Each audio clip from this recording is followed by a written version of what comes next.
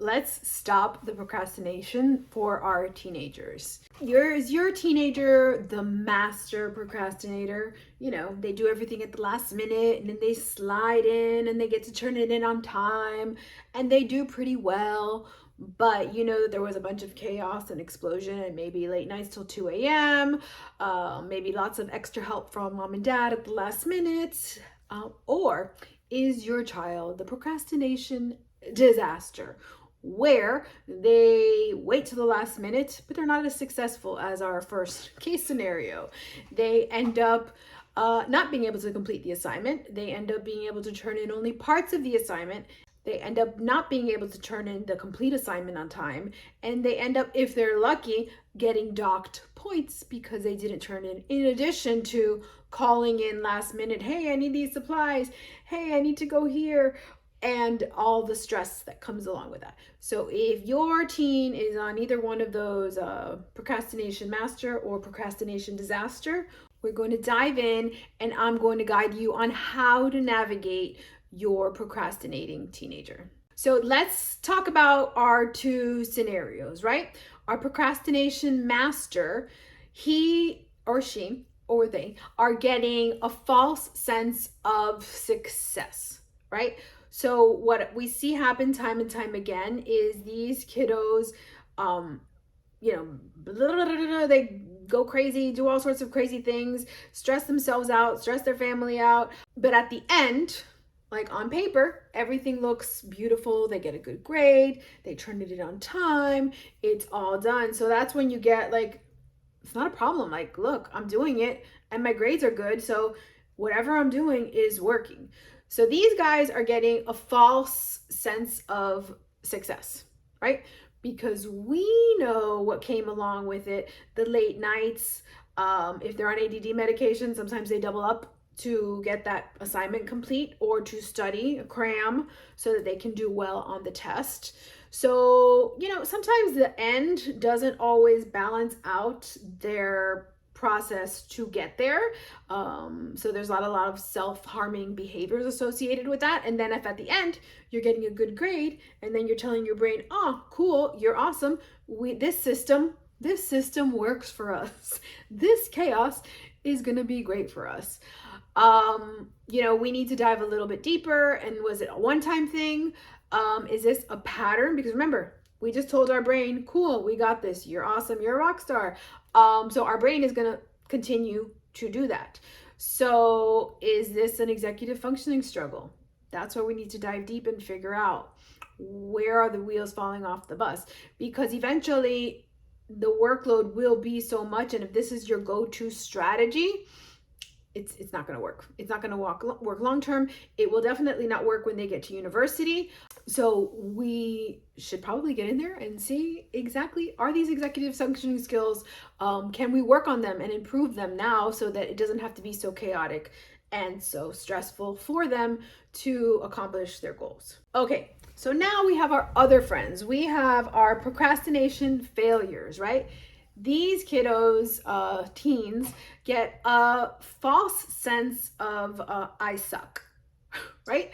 Because they're very well aware that they either totally forgot, they totally didn't think it was going to take as much time as they did, they totally didn't understand the complete assignment, and then it's like, I'm always doing this same thing. I'm always making the same mistake. I am such a loser.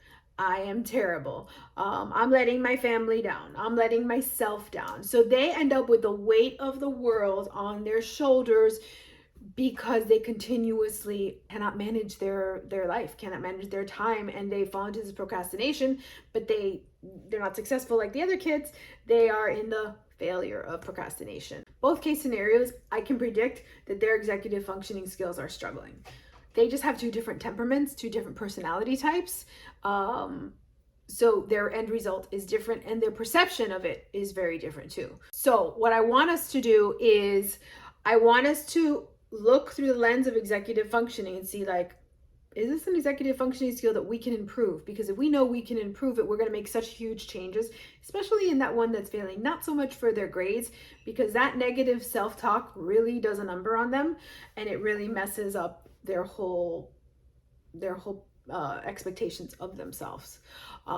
Okay, so I'm going to give you 3 things you can do right now, today, as soon as we're done with this video, that can help both of these kiddos.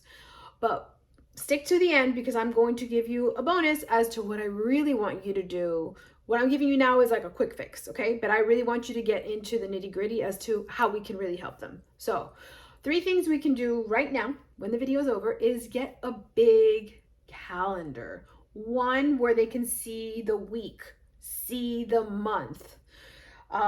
It doesn't necessarily mean they're going to magically be like, oh, this is a fabulous idea, let's do it. You will get resistance, but that's okay. This will start to give them that bird's eye view that they do not have of, wow, this is what my month looks like. Wow, this is what my week actually looks like. Wow, I didn't realize that I had so many things to do in addition to this other project. I didn't realize we were going to be traveling out of town, and I had the project due right when I come back the next day. It's a good starting point for them, right? Number 2, I've talked about this before. I'm a huge fan of a weekly preview. Look for another video here and I go a little bit deeper into, but weekly preview, they're not going to want to do it. It doesn't matter. You sit with them and you look at your week and look at their week, so they can start seeing, hey, this isn't about the here and now. Remember, if we are the procrastination masters, we probably have a huge problem with time awareness, time management, organization. So this starts getting them into the spirit of, okay, it's not just the here and now. Let me start looking ahead a little bit. Third thing I want you to do with them is see if you can get them to plan one thing of their week when they do their weekly preview. One thing. It could just start with like their sports. It could start with their after school job. It could start with something that they have to do at home. It could be a school assignment. Just start getting them to pull in the ideas of planning. Okay, well, this is what I have to do. I have this group project to do, and I'm responsible for steps 1, 3, and 7. And when am I going to do those things? Okay, these 3 things, again, are like our quick fixes. They're going to help get the ball rolling so that we can avoid these master procrastinations. Now, where I really want you to dive deep is I want you to learn as much about executive functioning skills as possible. I want you to figure out, hey, does my kid have executive functioning struggles? Because that's how you're going to really know where to best help them and support them. And more importantly, we're talking about teenagers. We want them to be able to help themselves. But at this point, they're going to need our help. So I have a video that's exactly that. Does my child struggle with executive functioning skills? It's the one right after this one. There is also a resource attached to that. I want you to go in there, grab that one too. You have these at your fingertips. So go ahead and get to the next video. Like this video, subscribe to the channel, and let me know where you're at with your procrastinator. Are you team master procrastinator, or are you team procrastinator disaster?